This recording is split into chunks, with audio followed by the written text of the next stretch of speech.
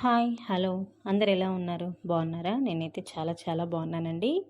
Welcome back to my channel. నేను మీ అరుణ. ఈరోజు మన రెసిపీ వచ్చేసి ఎప్పుడూ చేసే నార్మల్ పూరీలు కాకుండా ఒకసారి ఈ విధంగా డిఫరెంట్గా ట్రై చేసి స్వీట్ పూరీల్ని ప్రిపేర్ చేయండి. చాలా అంటే చాలా టేస్టీగా ఉంటాయి. నోట్లో పెట్టుకున్న వెంటనే వెన్నెలా అయితే కరిగిపోతాయండి. అంత టేస్టీగా ఉంటాయి. ఇంకా లేట్ చేయకుండా మనం ప్రాసెస్లోకి వెళ్ళిపోదాం. ముందుగా ఒక మిక్సింగ్ బౌల్ తీసుకొని అందులో ఒక 1 కప్ వరకు గోధుమ పిండిని వేసుకోవాలి. మీకు కావాలంటే గోధుమ పిండి ప్లేస్లో మైదా పిండిని కూడా యూజ్ చేయొచ్చు. ఇందులో ఒక హాఫ్ స్పూన్ వరకు సాల్ట్ని యాడ్ చేసుకోవాలి.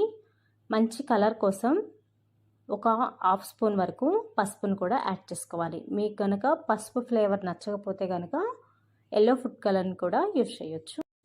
ఈ విధంగా వేసుకున్న తర్వాత ఒకసారి వీటిని బాగా కలుపుకొని కొంచెం కొంచెంగా వాటర్ని యాడ్ చేసుకుంటూ ఈ పిండిని అయితే కలుపుకోవాలి. ఈ పిండి అనేది గట్టిగా ఉండకూడదు, అట్లా అని లూజ్గా కూడా ఉండకూడదండి. మనం ఇంట్లో వేసుకునే దోశల పిండి ఏ విధంగా అయితే ఉంటుందో ఆ కన్సిస్టెన్సీలో ఉంటే మనం చేసే ఈ పూరీలు అనేది కరెక్ట్గా అయితే వస్తాయన్నమాట. ఈ విధంగా ఎక్కడ కూడా పిండి ముద్దలు లేకుండా ఈ విధంగా విస్కర్తో బాగా బీట్ చేసుకుంటూ ఈ విధంగా అయితే కలుపుకోవాలి. మీ దగ్గర విస్కర్ కనుక లేనట్లయితే స్పూన్తో అయినా ఈ ప్రాసెస్ని చేయొచ్చు. లేదు అంటే ఒక మిక్సీ జార్ తీసుకొని అందులో కొంచెం కొంచెంగా వాటర్ని యాడ్ చేసుకుంటూ మిక్సీలో అయినా పట్టి తీసుకోవచ్చు అనమాట. వీడియో క్లిప్పింగ్లో చూపిస్తున్నట్టు ఈ కన్సిస్టెన్సీలో ఉంటే కరెక్ట్గా వస్తాయి మనకి పూరీలు అనేవి. తర్వాత స్టవ్ ఆన్ చేసి ప్యాన్ పెట్టుకొని ప్యాన్ హీట్ అయిన తర్వాత ఇందులో ఒక 1/2 కప్పు వరకు షుగర్ని యాడ్ చేసుకోవాలి. మీరు స్వీట్ కనుక ఎక్కువ తిన్నట్లయితే 1 కప్పు గోధుమ పిండికి 1 కప్పు షుగర్ అయితే కరెక్ట్గా సరిపోతుంది. స్వీట్ కొంచెం తక్కువ తిన్నట్లయితే 1/2 కప్పు వరకు పంచదార తీసుకుంటే కరెక్ట్గా సరిపోతుంది స్వీట్ అనేది. సో ఈ విధంగా పంచదార తీసుకున్న తర్వాత పంచదార మునిగేంత వరకు వాటర్ని వేసుకొని ఈ వాటర్ అనేది దగ్గర పడేంత వరకు కూడా హై ఫ్లేమ్లో పెట్టుకొని బాగా ఉడికించుకోవాలి. ఇందులో మంచి ఫ్లేవర్ కోసం ఇలాచీ పౌడర్ని కూడా ఒక 1 స్పూన్ వరకు యాడ్ చేసుకోవాలి. ఇందులో నేను ఎల్లో ఫుడ్ కలర్ని వేసానండి. ఈ చిన్న వీడియో క్లిప్పింగ్ అనేది మిస్ అయ్యింది. ఈ విధంగా ఎల్లో ఫుడ్ కలర్ని వేసుకోవడం వల్ల మనం చేసే ఈ పూరీలు అనేది చాలా కలర్ఫుల్గా అయితే కనిపిస్తాయి అన్నమాట. ఇది పూర్తిగా ఆప్షనల్ అండి. మీకు నచ్చితే వేసుకోవచ్చు, లేకపోతే స్కిప్ చేసేయండి. ఈ విధంగా వేసుకున్న తర్వాత స్టవ్ ఆఫ్ చేసేసి ఈ సిరప్ అనేది బాగా చల్లారిన తర్వాత ఇందులో ఒక హాఫ్ లెమన్ అయితే పిండుకోవాలి. ఈ విధంగా హాఫ్ లెమన్ని పిండడం వల్ల గంటల తర్వాత అయినా కూడా ఈ షుగర్ సిరప్ అనేది మనకి గట్టి పడకుండా ఇలా వాటర్ లాగానే ఉంటుందన్నమాట. దీన్ని ఈ విధంగా పిండిన తర్వాత దీన్ని రెడీగా పక్కన పెట్టుకోవాలి. తర్వాత స్టవ్ ఆన్ చేసి వేరొక ప్యాన్ తీసుకొని ప్యాన్ హీట్ అయిన తర్వాత ఇందులోకి డీప్ ఫ్రైకి సరిపడా ఆయిల్ని అయితే పెట్టుకోవాలి. ఆయిల్ హీట్ అయిన తర్వాత మనం ముందుగా గోధుమ పిండి బ్యాటర్ని మిక్స్ చేసి పెట్టుకున్నాం కదా, దాన్ని ఒక గరిటె తీసుకొని ఈ విధంగా చెక్ చేసినట్లయితే దోశ పిండిలాగా అయితే రావాలన్నమాట.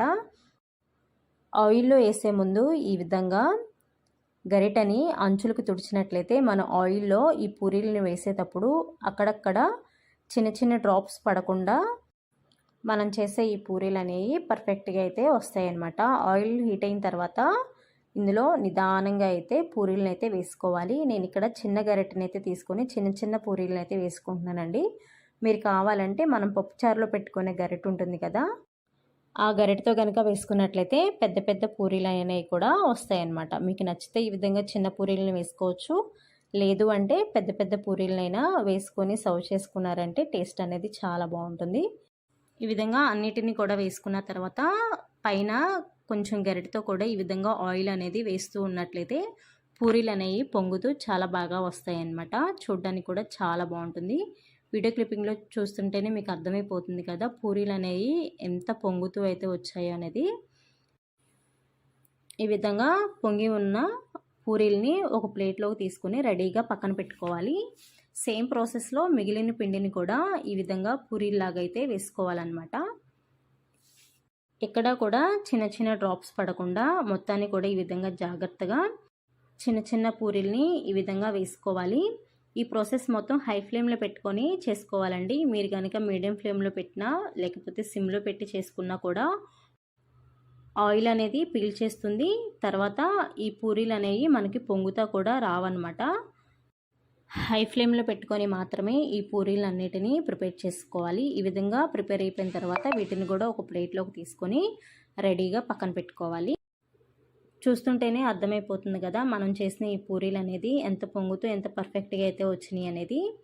ఈ విధంగా అన్నిటినీ కూడా పూరీలా ప్రిపేర్ చేసుకున్న తర్వాత మనం ముందుగా షుగర్ సిరప్ని ప్రిపేర్ చేసుకొని పక్కన పెట్టుకున్నాం కదా, ఆ షుగర్ సిరప్లో ఒక 4-5 పూరీల్ని వేసుకొని షుగర్ సిరప్ మొత్తం కూడా ఈ పూరీలకి పట్టేలాగా ఒక 2-3 నిమిషాలు ఉంచి ప్లేట్లోకి తీసుకొని వేడివేడిగా సర్వ్ చేసేసుకోవడమే.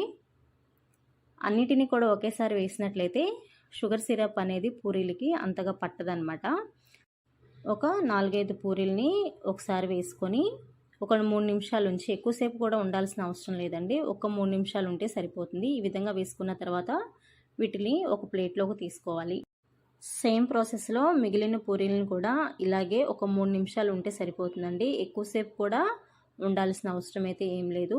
ఈ విధంగా ఒక ప్లేట్లోకి తీసుకున్న తర్వాత వేడివేడిగా సర్వ్ చేసుకుంటే టేస్ట్ అనేది అద్భుతంగా ఉంటుందండి. సో సేమ్ ప్రాసెస్లో మీరు కూడా ప్రిపేర్ చేసుకొని టేస్ట్ ఎలా ఉంది అని చెప్పేసి నా కామెంట్ సెక్షన్లో కామెంట్ చేయడం మాత్రం మర్చిపోవద్దు.